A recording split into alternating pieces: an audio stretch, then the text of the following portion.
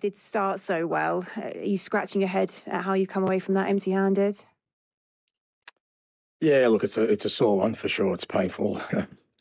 Yeah, we started the game really well. Then we lose Romero. It's kind of nothing's run smoothly for us. We have to reshuffle, and then they sort of get a goal in that moment. I still thought we had some big moments to get a third and sort of finish the game off. And then second half was a bit of a ding-dong for quite a while. They obviously scored, but then we had a big chance at 2-2 all of a sudden. Swing the game our way, and then we don't take it. And then, 2 penalties weren't great from our behalf. Just a bit more discipline in the box. And just to rewind on what you said there, so for you, was it quite a key moment losing Romero at the point you did? And I just wondered if you could give us a bit more detail there on what happened exactly. Yeah, I think it's a key point when you lose a player in the first 20 minutes when you started well, especially a centre-back. So, he felt something in his quad, so, he couldn't continue. That's not ideal. It's the second time you've had a 2-goal lead. You did against Brighton. Are there any comparisons to be made between the two?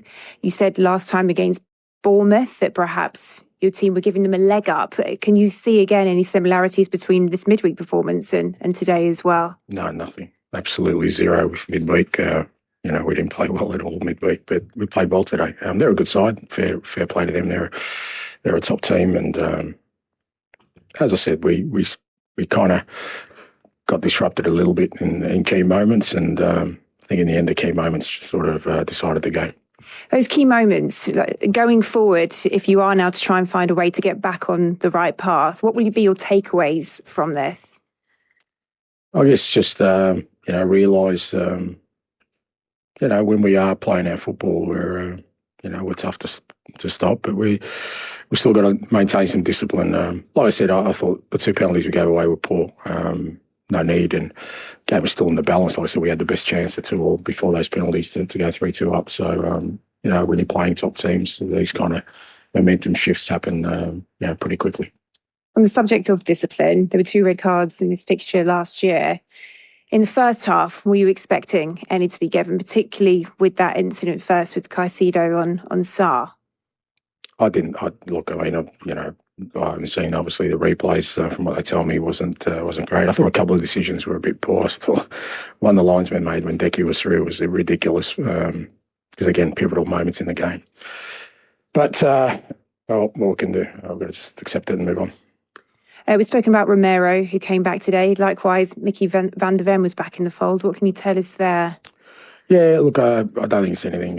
He felt a bit tight. And to be honest, the plan was only to play him sort of 60 or 70 a day, but obviously losing Romero, which, he was the one that was, going well, sort of hamstrung us a little bit because we didn't have any other centre-backs. So, hopefully not too bad, but it was good to have him out there. You can see the difference. Like I said, I think at the first 20 minutes of the game, we had Romero and Mickey out there. We looked a strong team.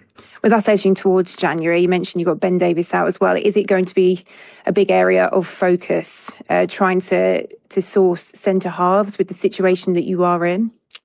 Oh, it depends. Romero's not too bad. We're still got to find out sort of the extent of Benny's injury. But look, we're obviously thin on numbers now. As I've said, if we're still thin on numbers in January, we'll be looking to sort of add a little bit to the squad because I think they need some help. Thanks for your time today. Thank you. Thank you. Right, let's get the views of a former Spurs player and manager. Tim Sherwood joins us now from North London. Tim, good to see you. How you doing, guys? How do you reflect on that tonight? Well, obviously it was a good start, but the start was created from 2 mistakes. Cucurella slips over twice. I'll tell you, at half-time here, and I felt like Chelsea were going to win the game, 2-0 down. And I think the crowd did as well. I just felt like there was a negativity amongst the punters, and they were just waiting for it to happen. And eventually it did. Sancho scores a brilliant goal when he cuts in, smashes it into the bottom corner. And I just felt it was just going to come. And I really believe that the fans around here felt the same. Do you think that relationship now between the fans and the manager is at a low right now? Well, I don't know. I think it's a mix. A lot of people wanted to be entertained. Last 3 Tottenham managers haven't been doing that to them, and Ange Postecoglou delivers that. You don't let anyone down on that front. unfortunately, the highs are so high and the lows are a little bit too low. There's no happy medium there. And negativity is in the results. I mean, if they was to win that game today, I know it's if, buts and maybes, but they would have gone 4 points off the top four, which would surely have been the objective at the start of the season. So it's not the end of the world, but it's a tough moment for them, especially when you're losing a derby after being 2-0 up to Chelsea. Tim, Glenn here. Hi, Glenn. From where we're sitting here in the studio watching the game, you're at the stadium. They just look so easy to play against Tottenham. Yeah. Would you agree? I think they played on, obviously it was the 2 mistakes where they scored their goals, but it looked like waiting for moments. Kulusevski looks like he's a threat every time he gets the ball. Son, he's capable of doing something. I just felt, when you're here, Glenn, you just look at the Chelsea side. It was balanced, and dragging people over one side, getting in down the other, penetrating down the sides. They've got 1v1 merchants all over the pitch. They've got Cucurella, I think now Enzo and Palmer's obviously top draw players, pushed them forward. Looks like they're playing 2 10s in there, really difficult to pick up, getting in the pockets. And Jackson is a nuisance, he's a real threat. And I think without the mistakes, probably, and I thought they got sloppy towards the end of the game when they conceded again, Chelsea. The only thing, I think they're in the title race. Obviously, you're in the title race, but the only thing that worries me is the goalkeeper. I don't think you can win the Premier League without a decent goalkeeper, and I'm not sure Sanchez is top draw. Tim, since beating Manchester City, I mean, when you look back at that result, it feels like an outlier.